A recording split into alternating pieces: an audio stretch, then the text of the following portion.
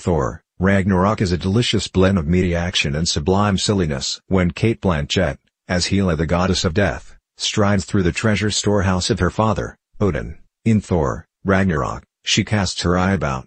One by one, the film's black-antlered villainess assesses the artifacts, which include the highly sought-after blue Infinity Stone, with a series of blunt dismissals: fake, weak, smaller than I thought it would be. Such Twitter-worthy put-downs are not the only wisecracks that may remind viewers of a certain occupant of the White House.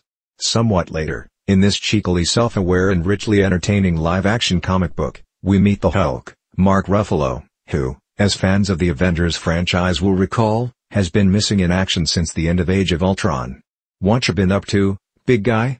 he is asked, to which the taciturn Green Giant replies, "Winning." In his case, it's not hyperbole. Don't worry, the latest movie from Marvel Entertainment isn't exactly political, although it does involve palace intrigue. Hela, the evil sister of the movie's God of Thunder hero, Thor, Chris Hemsworth, wants to take over the celestial realm of Asgard, stepping into the power vacuum created by the absence of their father, Anthony Hopkins, who, as the movie opens, appears to have been exiled to a senior living facility on Midgard, aka Earth. Doctor Strange, Benedict Cumberbatch, makes a brief crossover appearance to help Thor find his father. That's not the film's only delightful cameo. In one funny sequence early on, Thor witnesses an Asgardian stage play featuring costumed actors portraying him, Odin and Thor's adopted brother, Loki.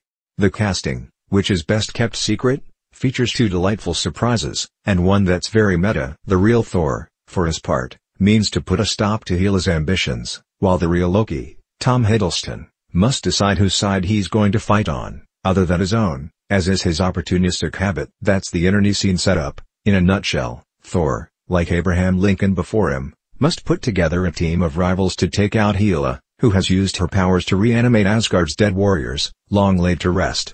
Much of the film centers on our hero's efforts to recruit an Avengers-like version of SEAL Team 6, efforts that are hampered by the fact that he has been imprisoned on the planet Sakaar, where he is forced to participate in the gladiatorial contest of champions by that world's ruler, known as the Grand Master, a deliciously effete yet cruel Jeff Goldblum.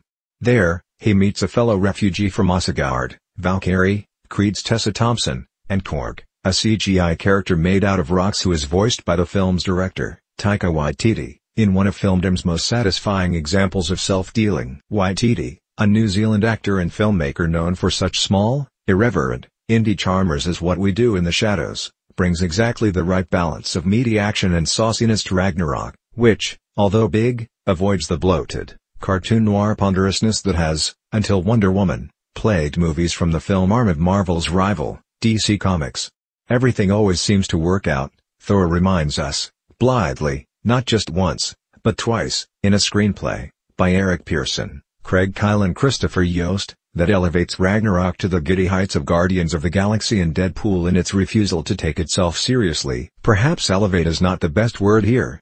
Much of the humor is sublimely silly, as in the scene in which Thor tries to explain to Korg how his magical hammer, Mjolnir, enables him to fly. It ends up sounding like he has a sexual relationship with it. At another point, Thor learns that the only way back to Asgard from Sakaar is through an interdimensional portal called the Devil's Anus. It may sound as if the movie is only for 13-year-old boys, or the Marvel faithful, but it isn't. In these times of heightened stress and anxiety, Ragnarok, a word from Norse mythology that refers to both the end of the old world and the rebirth of a better, new one, could not come at a more opportune time.